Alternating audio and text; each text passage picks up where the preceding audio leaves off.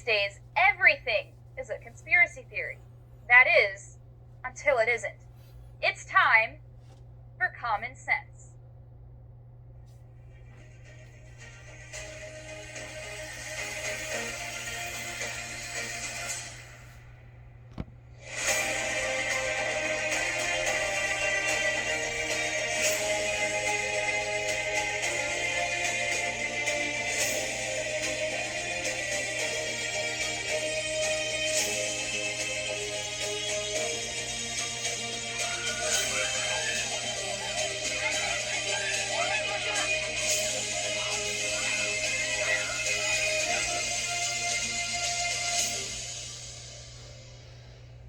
And welcome to Common Sense, everyone. I'm Anna Perez. Thank you for joining me.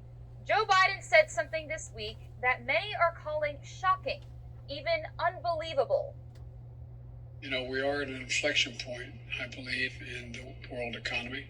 Not just the world economy, in the world. It occurs every 3 or 4 generations. As one of the top military people said to me in a secure meeting the other day, 60 million people died between 1900 and 1946. And since then, we established a liberal world order, and that hadn't happened in a long while. A lot of people dying, but nowhere near the chaos. And now is a time when things are shifting. There's going to be a new world order out there, and we've got to lead it. And we've got to unite the rest of the free world in doing it. So anyway. A new world order. A world government run by a select few globalist elites that control every aspect of our lives. Previously, anyone who accused Joe Biden of wanting that would be surely called a conspiracist. Now, not only do we know that he wants that, but we also know he wants to be front and center of it all, just like every other globalist. I should say he wouldn't be. It would be his handlers, if anything. But the point is, we shouldn't be shocked. None of this is new. He's revealed this same thing before, many times in fact, just in a different way. From this pandemic, you can remake the world as it should be. To see COVID-19 as a force majeure that compels us to rewrite the social contract that's been scrambled by nature's fury and human failures. Yes, the classic never let a crisis go to waste attitude. That was, of course, what COVID was all about. But to chalk it up to control here at home in America would be missing a much larger point. It was never about the United States and our government. It was about power and a looming world government.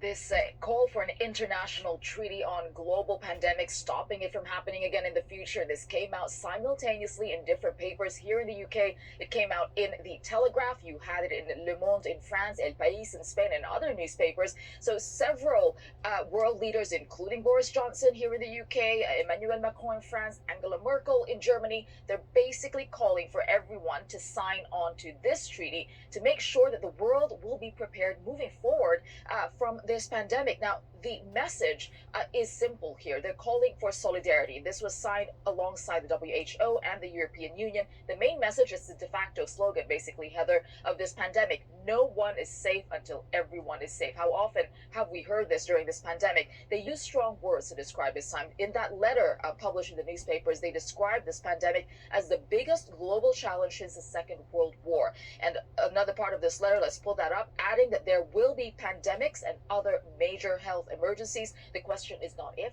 but when they will happen. And the only way through really is to work together to have this coordinated response.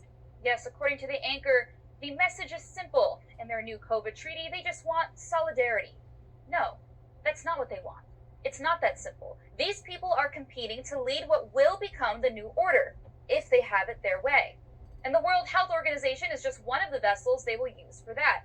Just listen to the plan. The time to act is now. The world cannot afford to wait until the pandemic is over to start planning for the next one. We must not allow the memories of this crisis to fade and go back to business as usual. It doesn't end at the World Health Organization, no. The World Economic Forum, which pushes for the Davos agenda, will be a major leader in the movement as well, according to the left. Here's what Klaus Schwab, author of The Great Reset, had to say about it. At this pivotal moment, I see several priorities for the global agenda. We must continue to fight against the global pandemic. We must revitalize the global economy and accelerate its transition to net zero. We must preserve biodiversity by deploying nature-based solutions, and we must narrow the gap between the rich and the poor to achieve more sustainable global development. With these goals in mind, it is my distinct honor and great privilege to introduce His Excellency Xi Jinping, President of the People's Republic of China, to open the Davos agenda. Now it makes sense why the left never cared at all that we weren't energy independent. They don't want us to exist. And yes, he was seriously introducing Chinese President Xi Jinping at the end of the clip, because that is who these people want to run the world. It's not even just Western leaders, it's Communist China's leaders. And so it should make us question even more as to whose side you're really on when you support Ukraine. The same people who want a new world order also want to defend Ukraine at all costs. And we should be asking ourselves, is another world war exactly what these globalists want to complete their takeover of the new world order? Joining me now to help answer that is civil rights author and attorney Rob Petrone. Thank you so much for being here, Rob. Thank you, Anna. It's always a pleasure to see you. You know, it's just very fascinating how we're now at a point where we've just dealt with COVID. We're still dealing with it in many parts of the world because, of course, they want to continue this crisis that we're experiencing. But now, of course, we're seeing this push for everyone to get involved with Ukraine and take Ukraine's side. And it just seems like this might be the final piece that we're missing to, establish this new world order that they talk about. Yeah, I mean, the expression New World Order was terrifying when we first heard it on September 11th, 1990, out of the mouth of George Herbert Walker Bush. And it's no less terrifying 3 decades later when we hear Biden say it. And, it's definitely all tied together. The war, the pandemic, the media pushes a simplified narrative. And the media, as we know, is a globalist corporate media. So they're bigger. The American media is bigger than America, and it's pushing a narrative that is not necessarily, that doesn't necessarily inure to the benefit of the United States. Right, and they've been very vocal about that in the past. I mean, they've even chanted, under Trump, how they would protest the border situation. They'd say, no borders, no walls, no USA at all. So this is, they've been very vocal about it. So it's interesting how we're so shocked, that Joe Biden would say something like this. Well, obviously he would. They've been saying this for years. Of course, I played the clip of him talking about COVID. There are many more examples of that, and not just him, but other world leaders. And it just seems like people just shut their eyes until people finally tell them verbatim what they want to do. But shouldn't we have been aware of this a long time ago? Shouldn't we have been aware? I mean, I know you mentioned 1990, but even if we didn't notice it then, shouldn't we have been aware, earlier on, like under Trump, when they were so opposed to a lot of his America First policies? We should have been aware, but the problem is, it's hard to get the big picture, and the media doesn't give you the big picture. The media provides you with convenient narratives. They're often simplified, and it crushes dissenting voices. It calls them conspiracy theories. Let me tell you something. As I have been a career prosecutor, I've been a practitioner of criminal law. I've been a prosecutor for 3 decades, and I could tell you that just because you call something a conspiracy doesn't mean it's any less likely to be true. Conspiracies aren't rare. They happen all the time. In any criminal case where we have more than one criminal actor, we almost always charge conspiracy, and a conspiracy is often part of the conviction. So conspiracies happen all the time, and I'm just talking about criminal conspiracies. I mean, there are other types of conspiracies. The word conspiracy itself simply means to co-aspire. If I'm going to the market and you say, hey, can you pick me up a pack of gum? And I say yes, that's a conspiracy. So they happen all the time. And so, but it's become an epithet. It's become a way to name call, which is what the radical left and the globalists often do rather than present you with facts. They'll just try to shame you and say, oh, well, that's a conspiracy theory. And then what we find is that the difference between conspiracy theory and the truth is often about 6 months. So, but the media, they have they crush dissent because if dissent is heard, then people can become more circumspect. and people who are circumspect are harder to control. That's a really good point. I mean, it seems like we've completely redefined what conspiracy means, and it's just this crazy thing that, once you are accused of it, it's like being called a racist from the left. Once they call you racist, the argument gets shut down. You're silenced. You can't speak anymore. And that's very interesting because I think that is definitely part of it. That's obviously part of their agenda. The left is obviously in bed with the media. Then, of course, there's the whole World Economic Forum. It's a much bigger threat we're seeing. How do we fight this? How do we sort of, as normal Americans who don't want our sovereignty under threat, how do we fight this? How do we combat this much larger power that clearly is working against us? Well, I mean, you are a champion of truth just by putting the contrary narrative out there. You're doing your part, and we have to fight censorship and make sure the other side gets heard. You talk about the World Economic Forum. If you go to their website, you can see who their partners are on their website, and they are the 500 to 600 largest transnational corporations in the world. And then also big tech. A lot of the operators in big tech are also part of associated with the World Economic Forum. Where I'm talking about Larry Page from Google. I'm talking about the Facebook, the owner of Facebook. I'm talking about the owner of Microsoft. I mean, these people are wealthy, powerful people. And then in 2019, the World Economic Forum basically signed an agreement with the United Nations, and so they're basically trying to privatize the United Nations, and it basically amounted to a strategic alliance. So what you've got is an intense concentration of power with the World Economic Forum at its center, and really Western democracy, and in particular the type of Western democracy that we see in the United States, is the only real power that can stand athwart this type of concentration of power that we're seeing from the globalists. We've got freedom of speech. We've got the right to bear arms. Do you think our partners on the world stage, our global partners on the world stage who don't have rights like that, are going to tolerate that sort of thing from the United States? No, absolutely not. That's going to run contrary to the globalist agenda. Yeah, it's a fantastic point, and that's why it's so revealing when Biden and a lot of his ilk stand on their side. They're kind of against this free speech thing. I mean, we saw, of course, Jen Psaki during COVID. She said that Facebook was going to work with the government to censor misinformation. That was frightening. And then just recently, now we're seeing it happen with Ukraine and Russia. The whole narrative is being censored. Now, obviously, we both know that the mainstream media is not particularly bright, so I'm also banking on part of the fact that they just don't know any better too. But I also think that there's a more sinister agenda involved, which is that they don't want you to know the other side of the story. They're purposely only giving you one side of the story. And why are we to trust these people anyway? It's not like they've been honest with us in the past. Had they been honest about COVID, had they been honest about everything else, then maybe I would say, okay, I can see how you might believe their narrative about Ukraine. But there's a completely other side to it that they're not telling us about. Of course, Oliver Stone, I believe is his name. He was a filmmaker whose movie about Russia and Ukraine was censored from not just YouTube, but Go.go as well. And it just seems everybody, even the people who we once thought of, a lot of Republicans too, as people who support free speech, people who support the full narrative, are actually falling in line with this. They're falling for the left's agenda, and I think they bank on that. Yeah, absolutely. A lot of the world leaders that are in power now have been in bed with the World Economic Forum for a very long time.